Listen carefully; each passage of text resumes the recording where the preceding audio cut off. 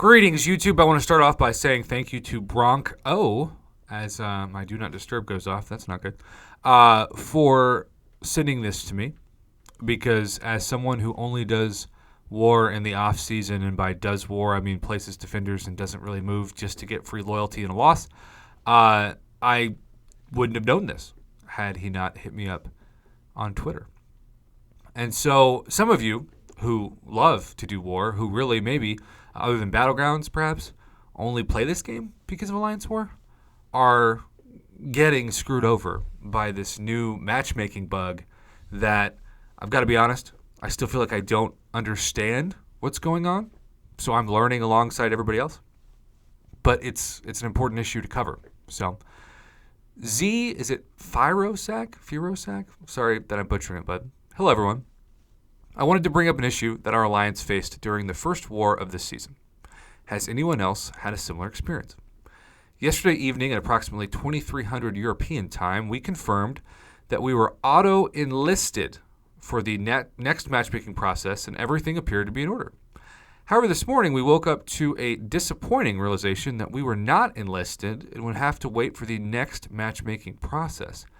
This means that we will not have an opponent for the first war of the season, which is quite concerning as we ranked in Masters last season. The absence is approximately 1.5 million points, will have a significant impact on our season, and we will have zero chance of reaching the Masters this season. We would greatly appreciate it if Kabam could respond to this issue promptly. Thank you. So I've had this happen to me, a version of this in Battlegrounds, where it'll say that I've got a match, and I'll be like vigorously tapping the yes, accept, and it will not let me accept it. And then it will go back to as if I never started the matchmaking process with just an opponent in Battlegrounds. Obviously, that's a small example that has really no major effect on me besides just an inconvenience and annoyance. But this, if you're going to bed and your alliance is going to bed and you think you've done everything correctly to enlist, only to find out that the auto-enlistment function has essentially turned itself off and there's nothing you can do and you miss the window, that's terrifying. So, especially for a Master Alliance. It would be scary for a Silver Alliance, but Master is what Kabam wants people to care about. I mean, those are really where some of the best rewards are. So, what do y'all do for this off-season? We auto-enlisted 3 Battlegrounds for the season, 1 Battleground for off-season, and when it came time for matchmaking, we only had 1 Battleground auto-enlist instead of the usual 3. So, yes, auto-enlistment not working properly to start season off. We had the same problem, but I listed us again. Torres says, Standard Man 1989 shows the check mark for auto enlistment. This would be a good thumbnail. Have had the same problem. Have to start 3 groups and have had this find in 2 groups. I am disgusted.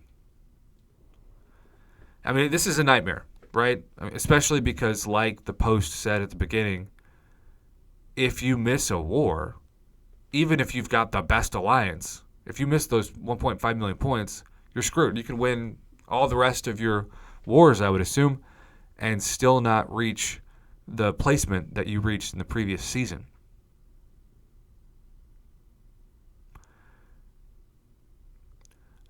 The problem is not the bugs. Your problem is the support. Nobody's helping. So much money from the member and nothing happens.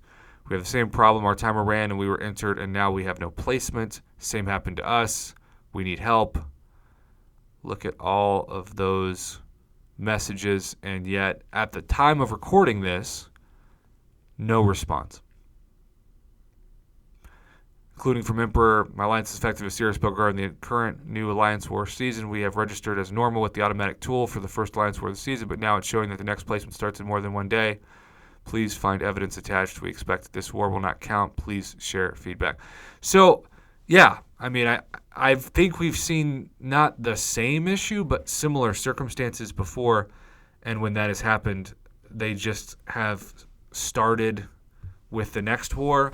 But we've also seen a historical precedent that states if Kabam doesn't think it's happening to too many people and it's more inconvenient to do that, they'll just kind of say sorry and wipe their hands of that.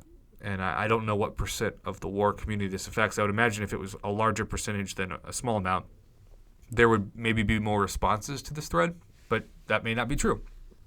Either way, I look forward to seeing people's responses, and sorry to those of you affected by this. It is a nightmare.